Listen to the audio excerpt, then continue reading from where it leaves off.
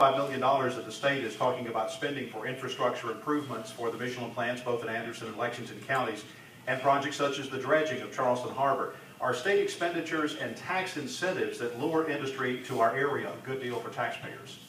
1 minute for Senator Kevin Bryant. Sometimes they're good, sometimes they're bad.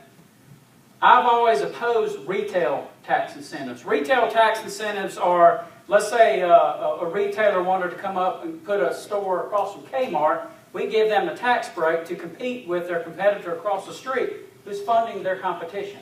That's why I have opposed retail tax incentives.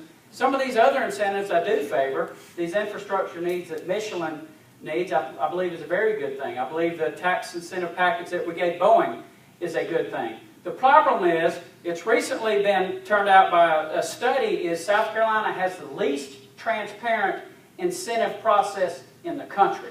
That's a problem. When we're giving these countries your money to bring them here, you ought to know everything that we're doing.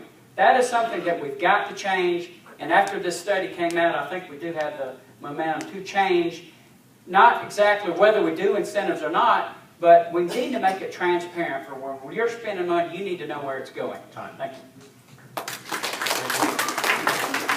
And challenger, John Bowen Jr. The issue of tax incentives to attract investment in South Carolina is something I've spoken with a lot of my friends about over the years.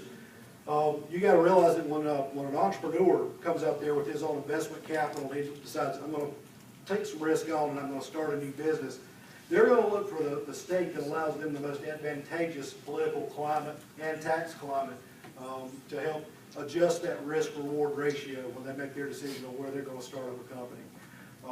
I'm in favor of South Carolina being competitive with Georgia, North Carolina, Tennessee, and all the other surrounding states when it comes to providing tax incentives. I think we need to look closely at what the other states are doing and make sure that our policies here in South Carolina remain competitive for the good of the people here in South Carolina. All right, thank you. Now for Senate District